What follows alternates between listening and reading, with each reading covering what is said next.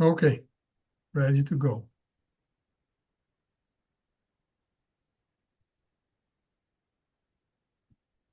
All right. Okay, hello everyone. My name is Dela Cruz, and I am presenting on my applied practice project from this past fall. And I decided to do a health and nutrition program for the current place that I work, specifically because we service a lot of patients and clients who deal with metabolic syndrome or symptoms of it. So we decided to do a nutrition intervention on, and which I called Nutrition and Metabolic Syndrome, Knowing What to Eat Combats Disease. So just a little bit about me. I am from Virginia Beach, Virginia. I went to Virginia Commonwealth University and got my bachelor's in business. I then went to Eastern Virginia Medical School and got my MPH in epidemiology. I currently work at the LGBT Life Center as a medical case manager, and I am a doctoral candidate for preventive care at Loma Linda University. So, a bit about the site where I decided to have my applied practice at is the LGBT Life Center where I currently work. It was founded in 1989 by actually a Catholic nun who originally was focused on helping children who were diagnosed with AIDS in the late 80s and 90s. So it was known originally as Children's AIDS Network for Interfaith Involvement, or CANDY.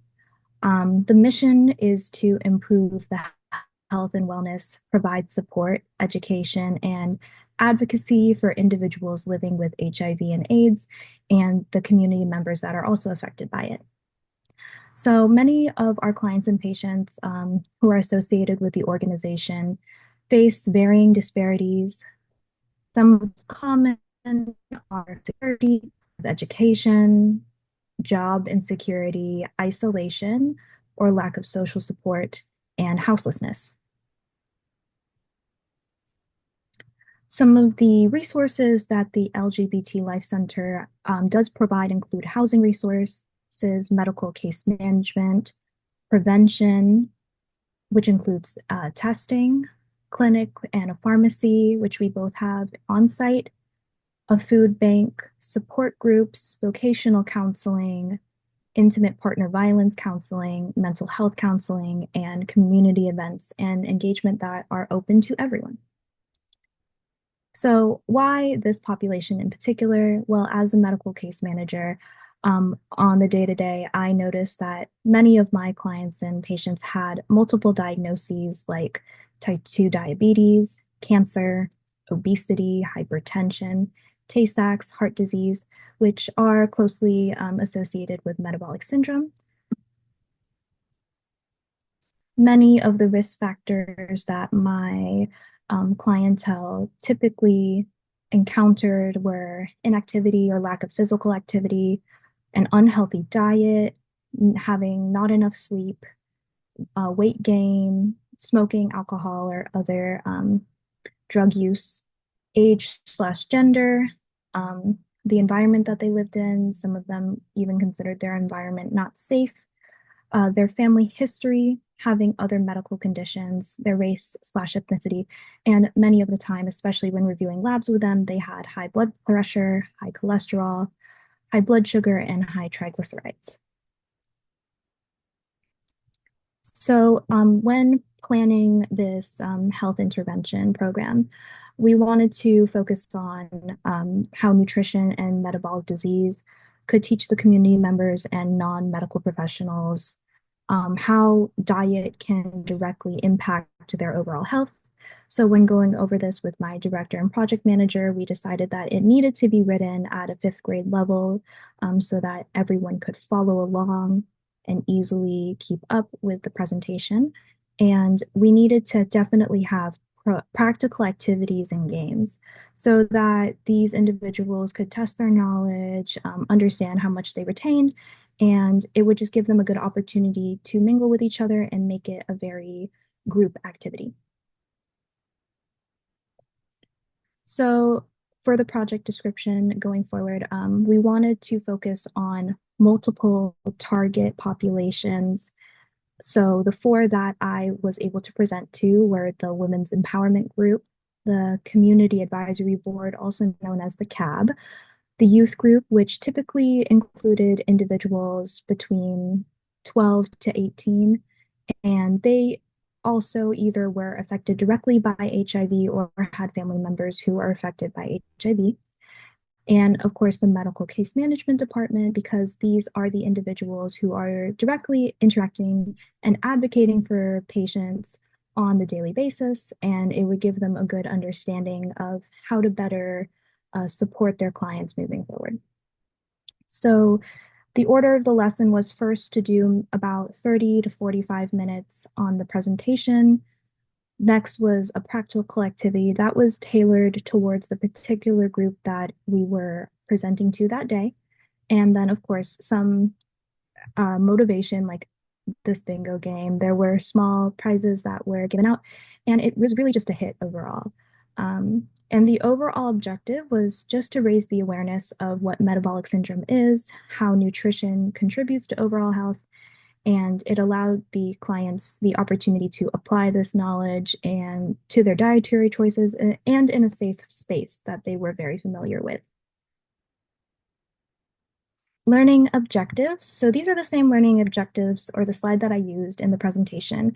What we wanted was for them to take away the importance of a nutritious and diverse diet, to define at least one personal nutrition goal that they had for themselves, to name the five main food groups, and to classify those at least three foods into their appropriate food groups. So this is the list of activities that were done during the presentation. The first, of course, was to present on the agenda and the topics that we would discuss. And to have an icebreaker, I noticed that having the individuals go around and talk about what they last ate or what their favorite food was, it really helped to get on the topic of nutrition and to spearhead the whole lesson.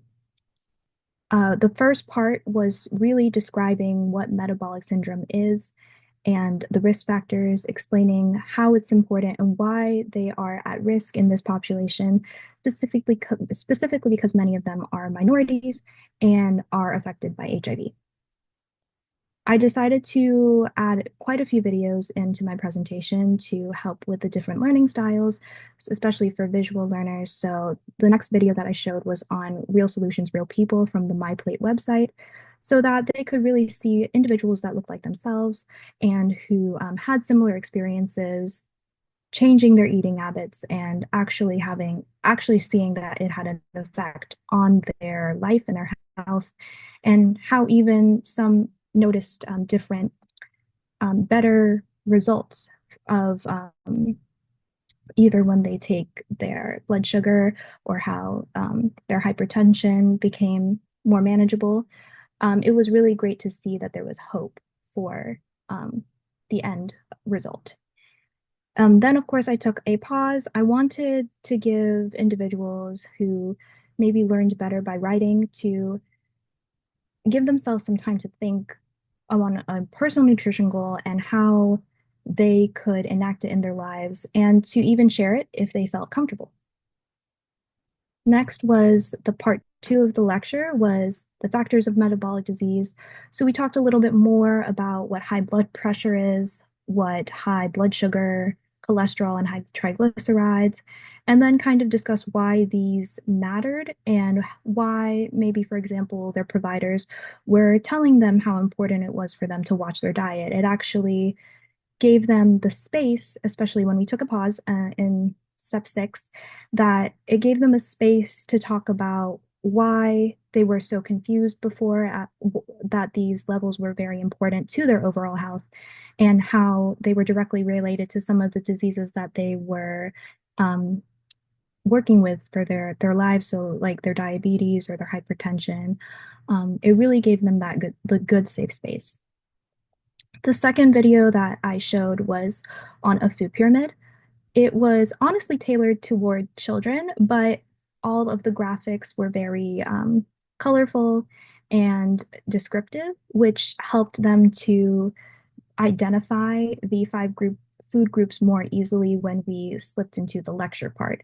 So here we discussed the 5 food groups: fruits, vegetables, grains, proteins, and dairy, and kind of went over some of the differences between them, like the differences between simple and complex carbs.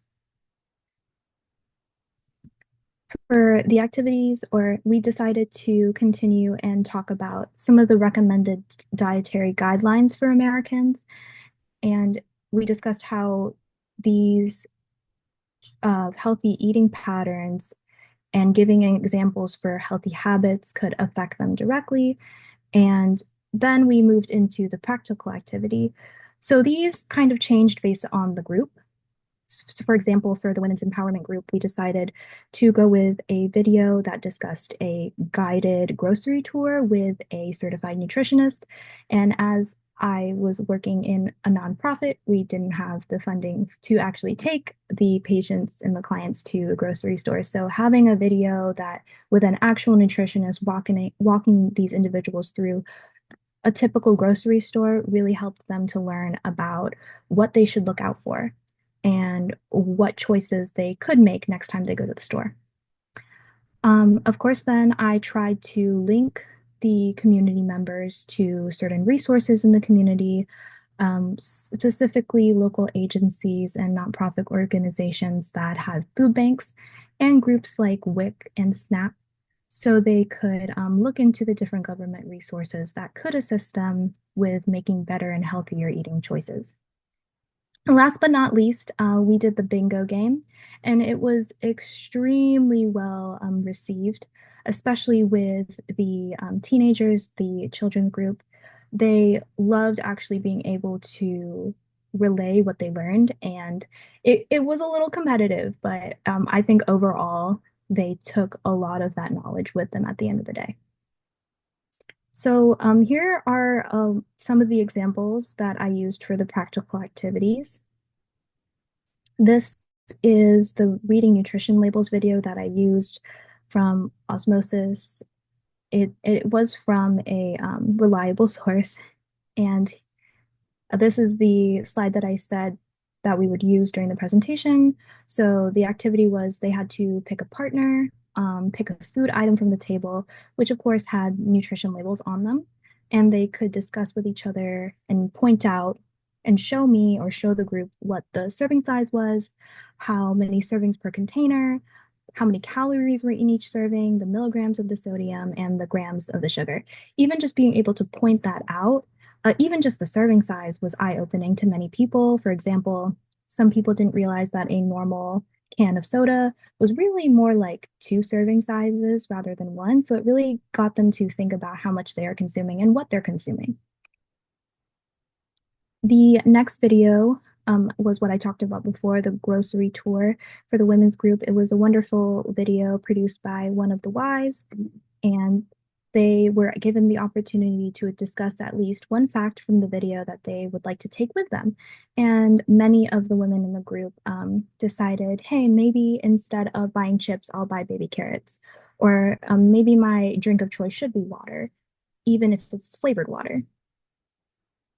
So overall, the results of the entire presentation, there were 30 individuals who attended my group sessions. 16 were female, 12 were male, 2 were transgender male to female, and their ages ranged from 13 to 64. During the end of the video, they were asked, or during the end of the presentation, they were asked to complete a short survey after the presentation, kind of giving me some feedback on what I could do better, what I should include in other presentations, and what they learned. Overall, many of the individuals just loved having someone there to talk to them about their nutrition and to bring that mindset to light because they weren't aware of it. And especially the children group, it was very interesting because they did tell me that a lot of what I talked about during the presentation was not being taught to them in school. And they really liked, kids absorb everything. So it was very educational for them. It was very eye-opening for that group in particular. So, as I said before, most of the members responded very positively and felt more curious and conscious about their diet after the presentation. The Community Advisory Board offered many insightful suggestions, such as other nutritional topics of interest for certain community groups. And the bingo activity was definitely probably the most favorite activity of the whole thing. So the key takeaways was when you're planning your applied practice, taking feedback from community members is key. I don't think I would have planned as well as I did if I didn't reach out to the cab before I started the lesson plan, if I hadn't reached out to clients and asked them, like, hey, does this sound like a topic that you would be interested in learning about? I was definitely able to practice some cultural competency and tailoring my presentation skills towards the group I was presenting to at the time. Though all of the material was pretty much the same, I needed to relate to my audience. So I wasn't talking to the community advisory board the same way that I was talking to the teenagers asking me questions about why can't I eat a candy bar after, practice? Like, why should I try something else? It was very eye-opening to see how your language changes, how your empathy kind of changes when you're trying to get a certain group to pay attention to the topic and be able to relate to it. Um, Definitely learned how to capture an audience's attention and establish the trust in a safe space. It really did help that many of the attendees who came to the groups were already very familiar with the LGBT Life Center and they had associated it with a safe space in their minds. But they did also end up bringing some friends because they wanted them to learn about nutrition and just having that encouragement and um, that trust truly did open the doors for a very productive conversation. I did learn that I needed to work with a low budget, which was pretty much no budget. There weren't very many incentives to come except for just to learn, to have a good time, and to take something good with them at the end of the day. So, last but not least, I think that no matter how much you prepare, sometimes you're going to have questions that stump you. I had to be humble occasionally with certain questions that people would ask me, especially if they were specific questions about nutrition that I couldn't answer on the spot. And oftentimes I would either say, I think that would be a great question for a certified nutritionist, or I would have to say, I could look up that information for you and send you some helpful links that might lead you into the right direction. That was humbling, but it also gave me a sense of what still needed to be taught in communities like this. And this is just a list of my resources. And thank you all so much for joining. If you have any questions, I will take them now. Thank you very much, Nina. Very good. Very good slides. And if there is any question, we have 10 minutes.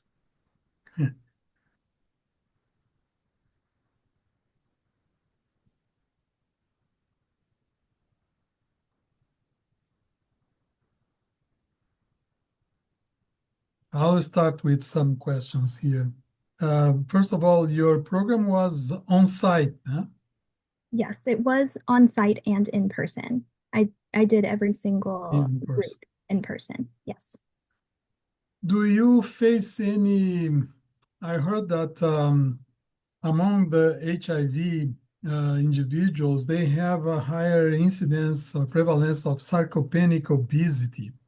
Do you have any um, mention about that or not? Many of especially the women and the individuals on the CAB, on the Community Advisory Board, did mention that obesity was an issue many of our clients faced.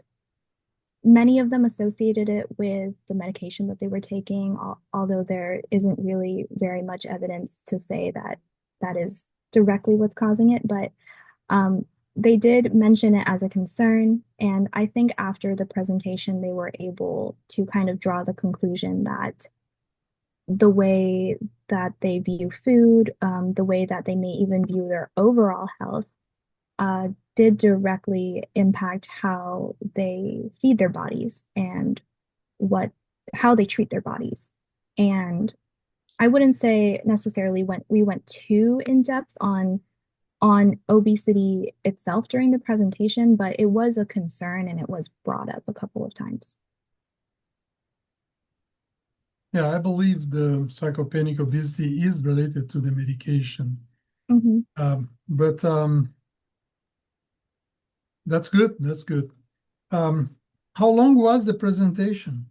So the presentation itself, it honestly was at least 45 minutes. Uh-huh. Um, of course, as you could see, there were several breaks between, at least two 5 minutes breaks, if not three. But for the most part, the individuals were so engaged that they wanted to keep talking throughout the breaks and keep discussing what we had just talked about. So I thought it was very productive and very insightful. So do you feel that this is something that could lead to a more long-term application or long-term programs for them? So we tend to host these groups at least once a month. They're very established already. They do Uh, tend to bring in speakers oftentimes with different backgrounds and different, but but the issue is that there's low funding or no funding for these presenters to come in. So they must just volunteer or do it out of the goodness of their hearts. So I would love to keep doing it, but right now, especially in this climate, there really isn't much funding to support it, at least at my organization specifically. I can't speak for everyone else.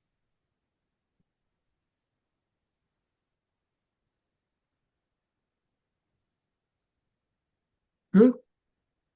So um, I think you mentioned that, but what was the main lesson that you took home from this experience?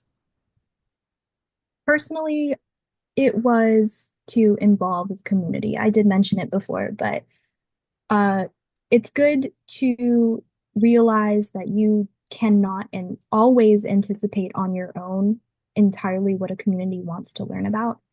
You have to get to the grassroots of the issues that they might be facing. And luckily, I had been allowed the space to form relationships with these clients and these patients beforehand. So they were very open with me and very honest about what they were facing on a daily basis and why they struggled so much with nutrition. For example, I had a client of my own who is in renal failure, and she said that she has so many different medications and they're putting her on a renal diet and she has no idea what she should be eating and it's all very confusing. So being able to talk about nutrition in a safe space with a lot of her peers helped her to realize that it was not just a concern for herself, it was a concern for the group. And having that support, having other people to lean on who wanted to go on a nutritional journey together, I thought it was a very positive impact on how they viewed their health and wellness and their what they feed their bodies. I just think the mindset set really shifted. You could feel the shift in the room after talking about topics like that. So definitely involving the community members and being okay with being wrong about what they need. You have to ask, and you have to be humble enough to ask. And you cannot do that online, huh? I think you definitely can, You but can?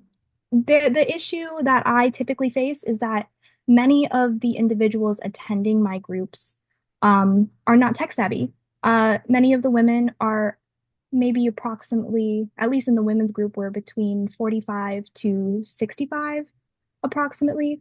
So they didn't like to have to be sitting at home on their computer. They wanted to have some type of interaction, to have an event to go to in person.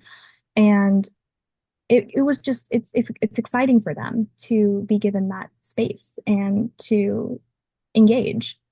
I think maybe for the youth group, it would have been okay. I might have honestly even had a bigger audience if we were able to have some people zoom in. But of course, even the kids liked being able to just talk and chat and have snacks and, you know, I guess win a prize also was great for being in person.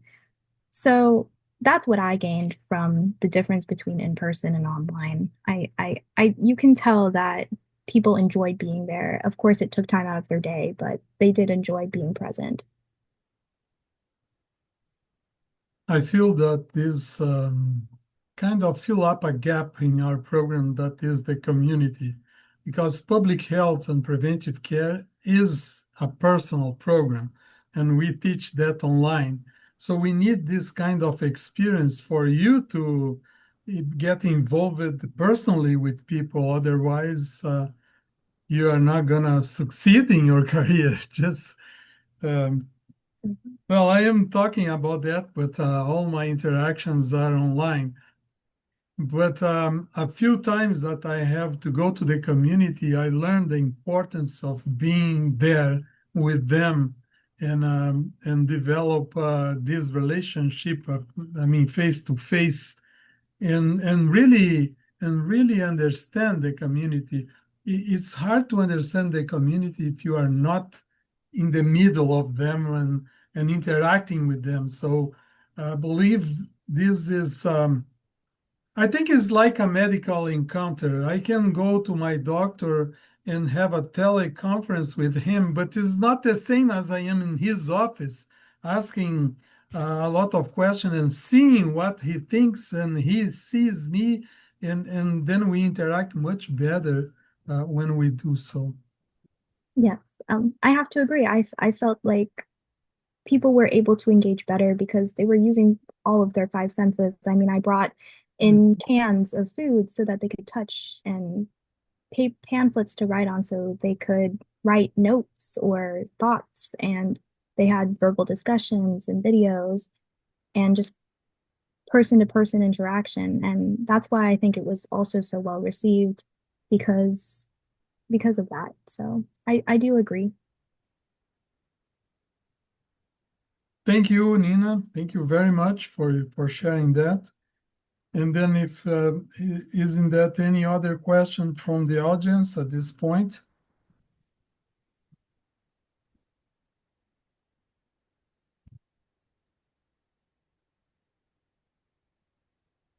If not, we will pass to Frantz. Can you stop sharing your screen, Nina, please? Thank you very much. We appreciate that. Thank you Now, all. and now we move to Dr. Frantz Israel. Both Thank Nina you. and Frantz are students doing their final project in the preventive care program. And as Nina did, I will ask you to introduce yourself also, Frantz. Well, okay, I'm going to go ahead and set up the video. Can everyone see my Yes. screen, please? Yeah. Okay, very good. Just go my in the name is- presentation mode. Okay. Okay, hold on 1 second. Let me see. Hold on 1 second. In presentation mode. Okay. 1 second. Let me do this again. All right. Yeah, just go to slideshow there in the upper. Okay.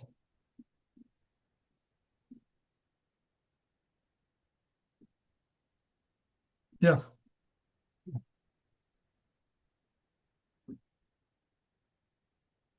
There you go. Very good. All right. Good afternoon, everyone. My name is Frantz Israel. I am finishing student in the program of public health, the DrPH program in preventive care. I completed my applied practice at work. I did a lunch and learn program that ran from June 28th, 2024, all the way to August 22nd, 2024. I decided to focus on obesity management and diabetes prevention. And the underlying focus of my program was on enhancing health literacy for long-term impact. The agenda for my presentation today, we're going to do a quick introduction of the problem, which will also explain the reason why I picked these two chronic diseases to focus this lunch and learn program on. We will talk briefly about health literacy, what it means, and how it can be used to, how it can be leveraged to in public health to implement different programs. We will also talk about the theoretical framework of the program that I implemented, the methodology that I used, the sessions breakdown.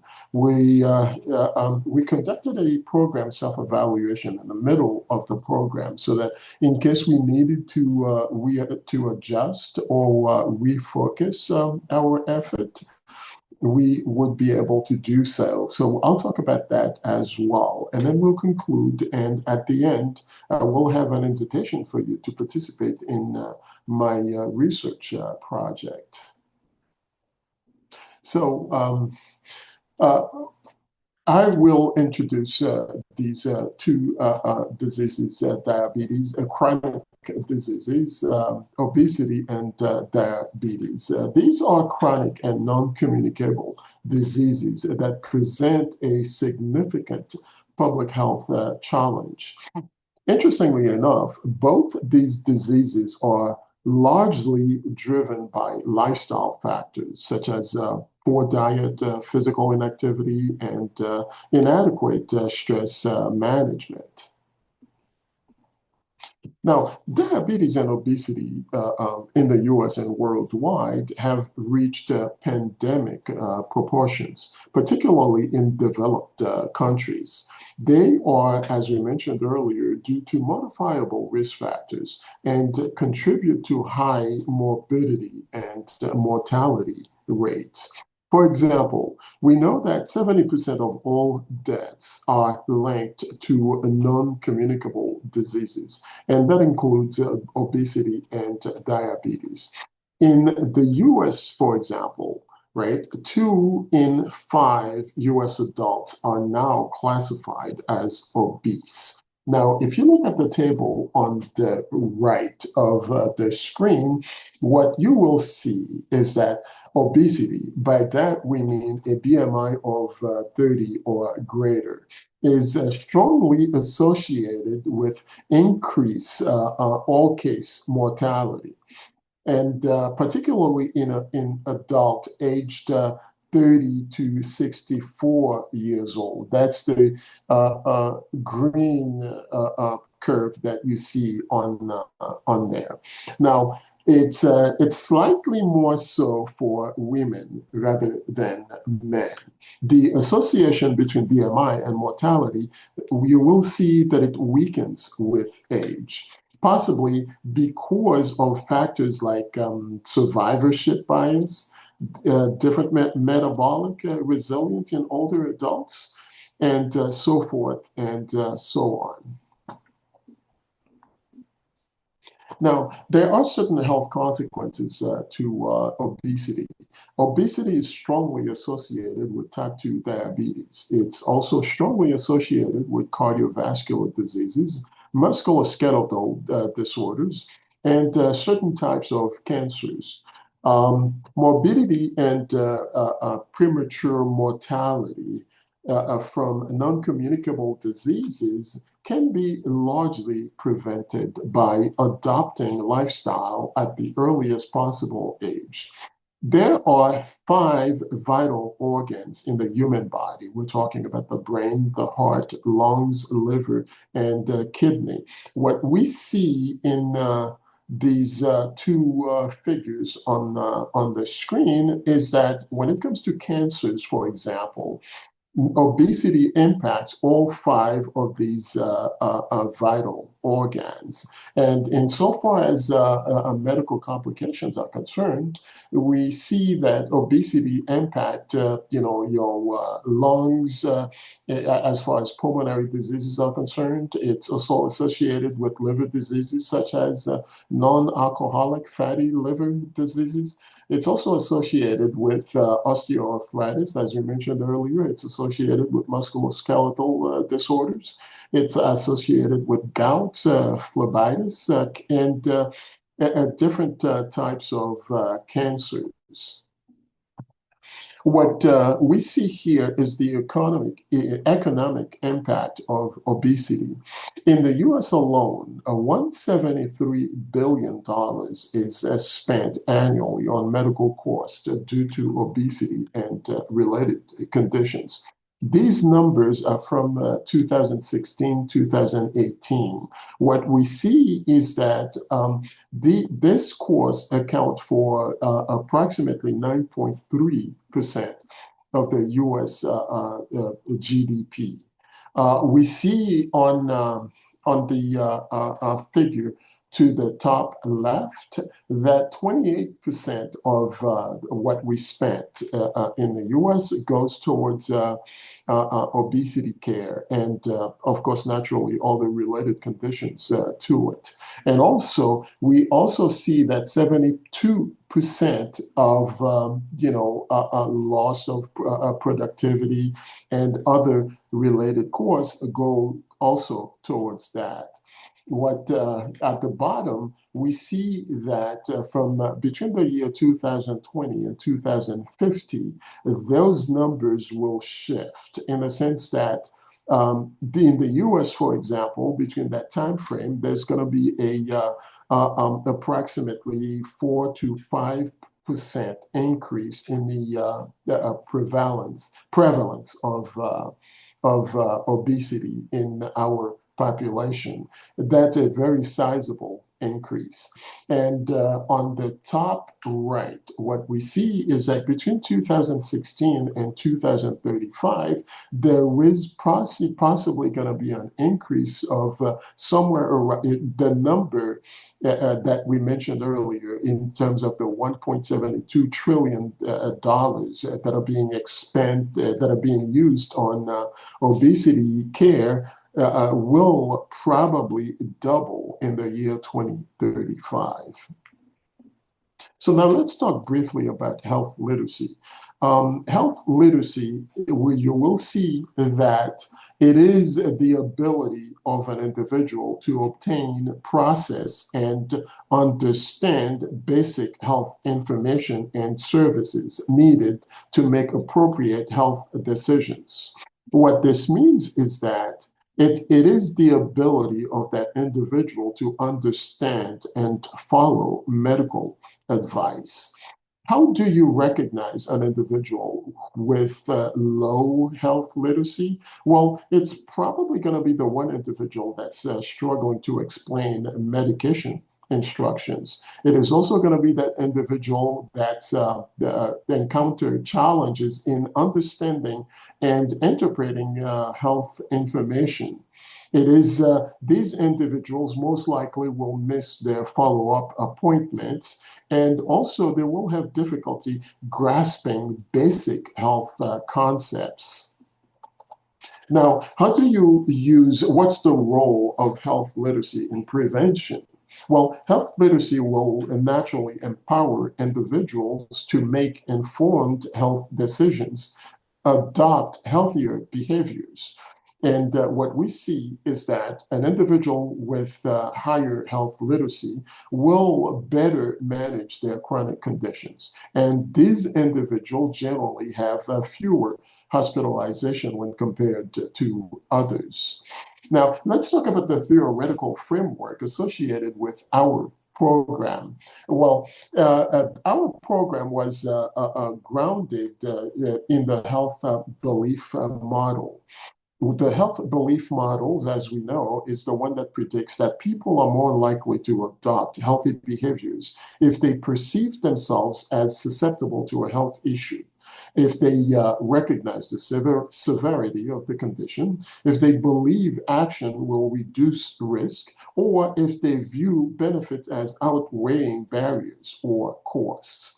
Now, I will show you that our program goals aligned with what we just saw when it comes to the health belief model, in the sense that we try to make the participants to our program understand the risk associated with weight-related health issues, and also to acknowledge the serious consequences of inaction, and also to see the value of preventive actions.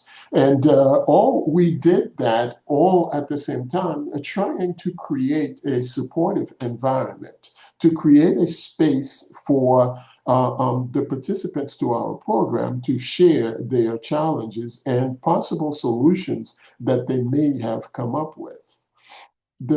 Again, still talking about the theoretical framework of our program, Launch and Learn program. Well, the basic gist of it is that we wanted a program that will empower our participants through education and support. We wanted to provide practical strategies and resources for behavior change. We wanted to emphasize tangible benefits of healthier lifestyle choices. And the program at the core aimed to foster sustained motivation for proactive health management. It is that engagement that we hope would go beyond the duration of our program. How did we do that? Well, the main activities that we use for our program was based on a number of educational sessions. We had interactive discussions amongst the participants to our program, and we also had demonstrations of various topics that we talked about in our program. And we had targeted YouTube videos that we used during the program. Basically, our program lasted 30 minutes, give and take, and 15 minutes of that, between 10 to 15 minutes of that was pretty much focused on a presentation about various topics. It could be a diet, it could be the exercise, it could be stress management. And then at the end of the program, we also shared, we had people talk about their experience with obesity or diabetes, as it might be.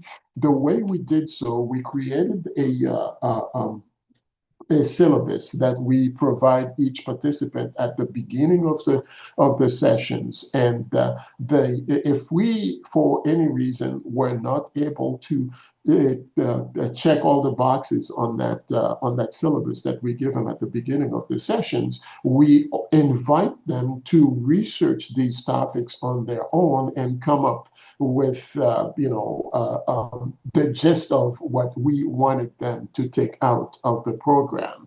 We also had pre-session questionnaires to assess baseline knowledge. That's the pre-session questionnaires. We wanted to know how much knowledge these individuals, the participants, were coming to the program with. And we had post-session surveys as well after sessions. We leave them with questionnaires or surveys that they would turn in maybe in a week or so. We had mid-program feedback somewhere around the third or the fourth session with the participants. We did a Q&A where we let everybody talk about their experience with the program, what they liked, the most and what they would have liked more to see more of, or so forth and so on. And at the end of the program, we also did an evaluation to track the knowledge and behavior changes.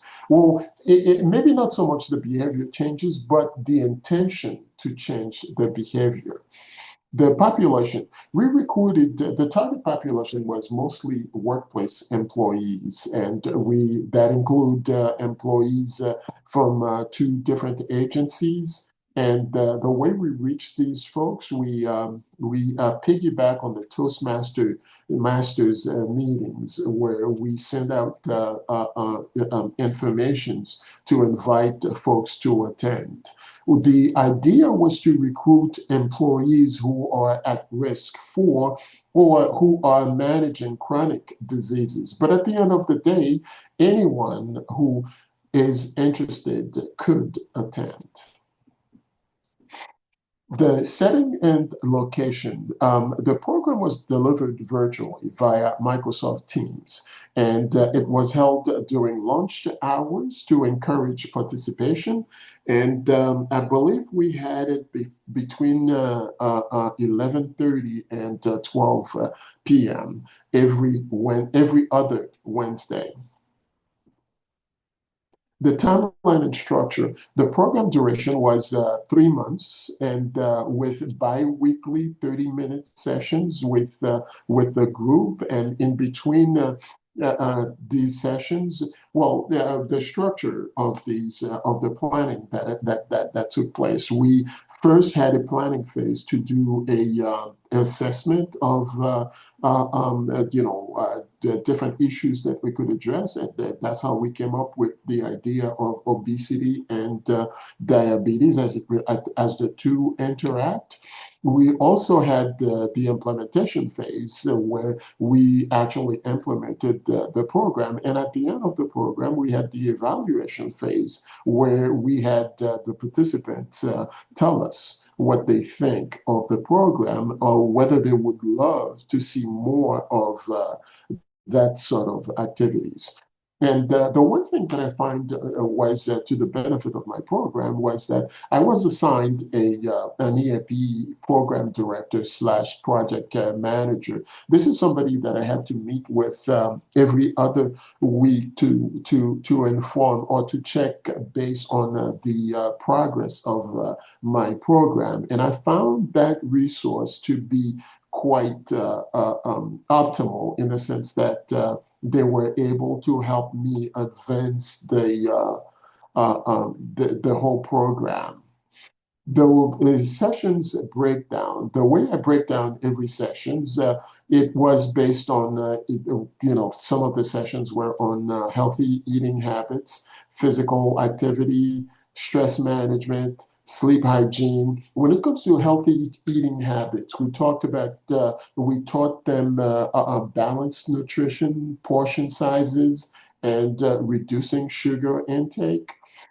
As far as physical activity is concerned, we had a YouTube video demonstrating exercises that can be easily incorporated into their daily life.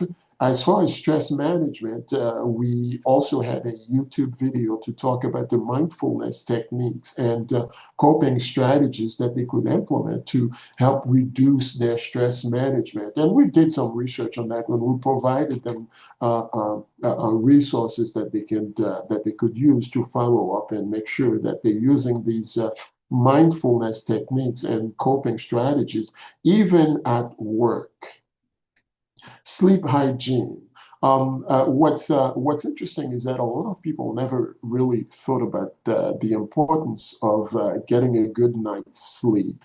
And we wanted to emphasize that to our participants so that they understand the impact of sleep on weight and insulin resistance. So the session 1, we talked about understanding weight management and diabetes, the basics of these two. And on session 2, we talk about healthy eating habits and practical meal planning. Section 3, we talk about physical activity and lifestyle changes. And we also emphasize that, the whole idea of starting slow. It could be just walking the dog and then take it from there, or join a group at home that goes around walking and whatnot. All that would be very sufficient.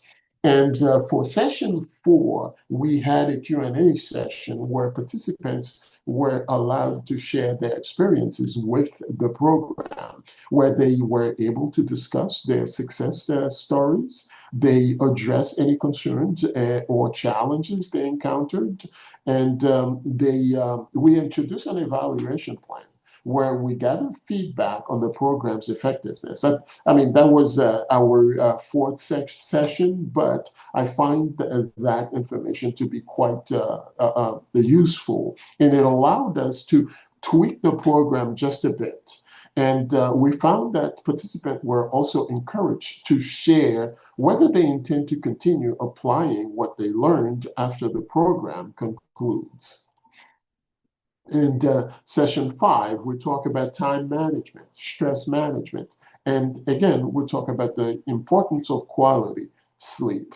And on session 6, we had our closing remarks, and we provided them with resources like handouts. We talk about different websites they can visit to get information, such as the My Plate page, where they can pretty much plan their meal as they go throughout the day. And we encourage the participants to implement these strategies that they have learned.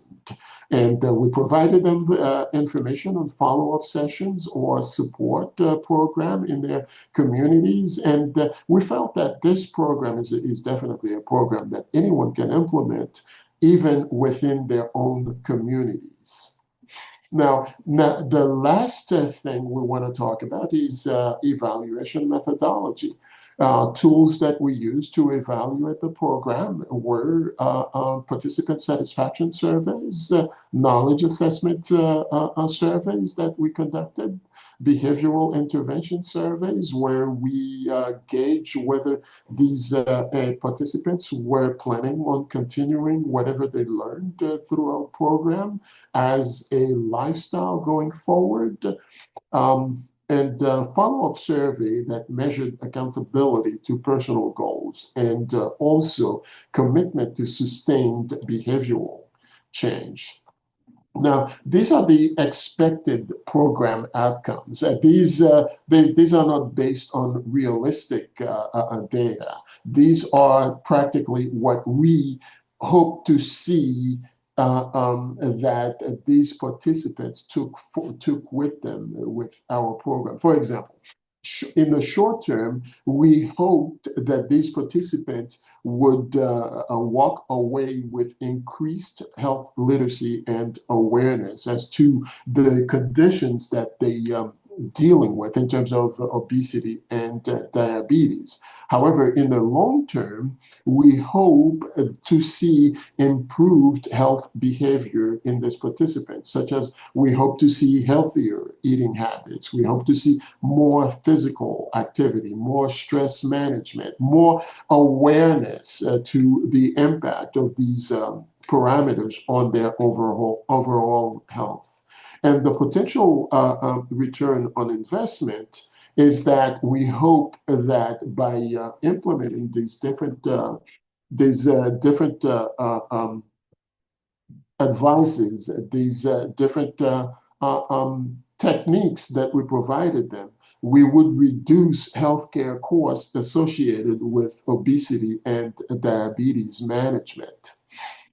And again, as you mentioned earlier, and this is a recap of all that, and knowledge gains, for example, pre and post surveys to assess knowledge improvement, behavioral intentions, participants' intention to adopt healthier habits, feedback surveys, participant satisfaction to gauge their engagement or their perceived value of these sessions. And also, we feel that by the folks who felt that the program was useful to them, they will be able to continue the program in the future.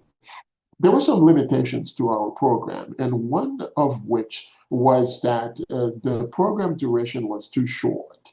I mean, 30 minutes, there was not much of an impact. We're hoping that the impact that we have was lasting. But when it comes to long-term behavior change, we had hoped that we had more time to work with the participants on that.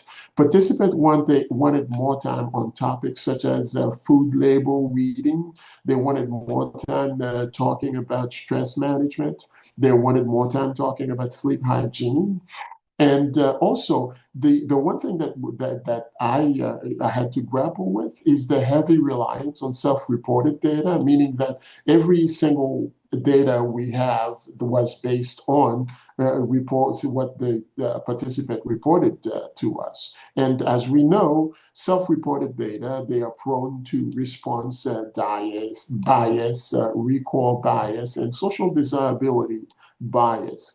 What we suggest is that anyone who wants to implement such a program, they have to use objective health outcome measures in their programs. Strength of our experience, of our applied practice experience. Well, the strength that I found is that applying academic knowledge in a real world setting was mind-boggling to deal with, different challenges to get the program going. I felt, there was a priceless experience. We saw the impact of health education in real time because when we talked to these individuals, they were engaged. And not all of them, but for the majority, we received a group of people who already are aware of of the potential problem they are dealing with. And these people, they were pretty much, engaged with our program, and they wanted to see more of our program. We gained insight into bridging theory and practice, and it was rewarding to see participants benefit from the programs directly. The limitations that we see as far as this experience is the time constraints. And personally, when I had to balance work, personal life, and academic responsibilities, I wish I had more time to dedicate to such a program and make it more worthwhile to the participants. And navigating implementation and evaluation largely independently, I had to feel my way through all that, the implementation of the program, the evaluation of the program, and that was, invaluable experience as well. These are some of the videos that I used for my program. The first couple of them, they were easy exercises that employees can do even at their desk, at work, or at home. And after watching the second videos, I invited the participants to get up off their seats and practice these exercises even during the sessions. We also had a video on there about breathing and relaxation techniques. These exercises are good for both stress management and sleep hygienes. And we also led the participants through these breathing exercises on the video.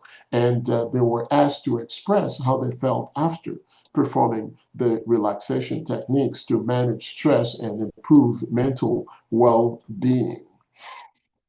These are suggestions that I have regarding the program.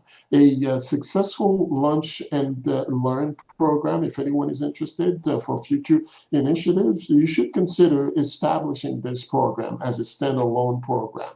Me, I had to go before the Toastmaster meetings. If you are implementing such a program, make sure you do so as a standalone so that you have enough time to engage with your participants. And I would also extend the program's duration. That's pretty much a given the talk that I just gave, and incorporate more interactive content. I felt that the participants in my program, they were a lot more engaged when after we show these YouTube videos and we go through some of these exercises. And I feel that that would enhance the effectiveness of any such lunch and learn programs. And efforts should be made to reach a broader audience. I had I had to focus on workplace employees, but if you have access to community centers, get a wide variety of individual, a broader audience, that would probably be more beneficial. And in conclusion, engagement levels, I find that was definitely, at the beginning, I had some concerns. The first session I gave, I had 42 participants. And by the time the program was done, I had 18 or 15 participants. The good thing about that is that I know for certain that the 15 that I had left, they are the 15 who are really interested in doing whatever they can and taking as much information as they can from our program. And long-term support, I feel that whoever need to implement such a program, they have to offer resources beyond the program's duration so that they can, even when they're not involved in the program, they can still accompany these participants who want to do better and get better. Follow-up programs, continued learning options for participants needing additional support. And as last, I want to introduce my research study. We are exploring the connection between health literacy. We just talked about health literacy and what it means, and the adoption of healthy lifestyle behaviors. Everyone's participation can make a real impact. To participate, you just have to scan the QR code that you see on the screen right there to the left, or you can visit the link that I have here on the screen, or you can email me and I'll send you the survey link directly. Thank you very much, and this is what my presentation for you. If anyone has any questions, please feel free to ask. And these are the references that I used for this presentation and also for my Lunch and Learn program. This is my email address in case anyone wants to contact me. Thank you very much for your time. Thank you. Thank you very much, Frantz. We are run out of time, but I will allow for questions if anybody has a question. Dr. Dos Santos, this is the interpreter. Since the time's up, instead of us staying on without Kevin being present, we were interpreting for the recording for him. But if you want, we could go ahead and drop out during the question and answer session. Yeah, you can go. Okay. Thank you, Dr. Dos Santos. Have a good evening, everyone. Thank you. Okay. So what is your take-home message after delivering that, Frantz? Well, the take-home message, I believe, is to do whatever you can to keep your participants engaged in your program. As I mentioned earlier, when I started the program, I had 42 participants. That may be because of the Toastmaster meetings. And because my program preceded the Toastmaster meeting, and I had 42 participants, and by the time I was done, I had 15. So you have to think of ways you can keep your participants engaged and interested in your program.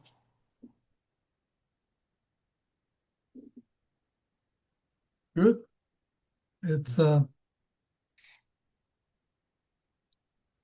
and do you think that if you go in person would be better? Probably.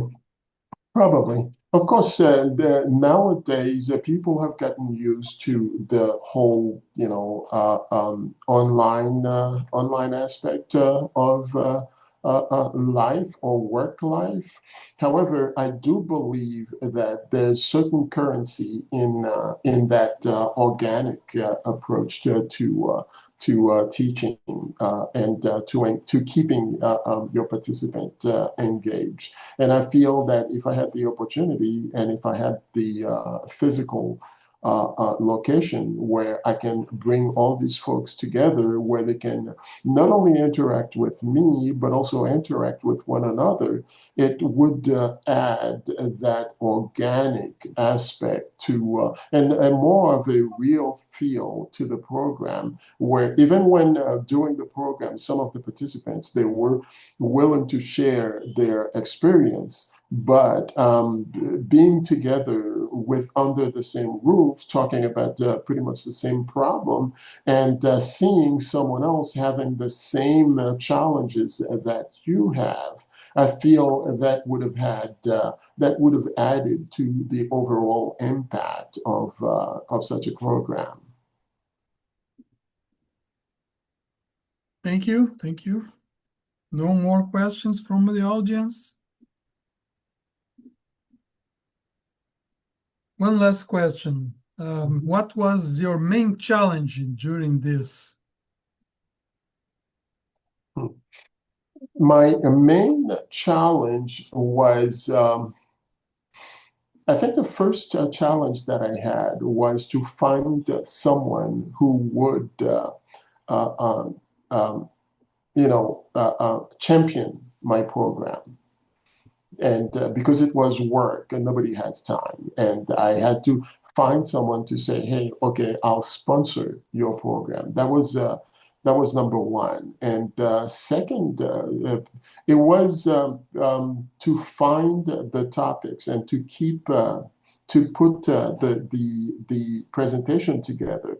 As you can see, I had 30 minutes to talk to these folks, to the participants, and I felt that that was not enough time to talk about all that I wanted to talk about.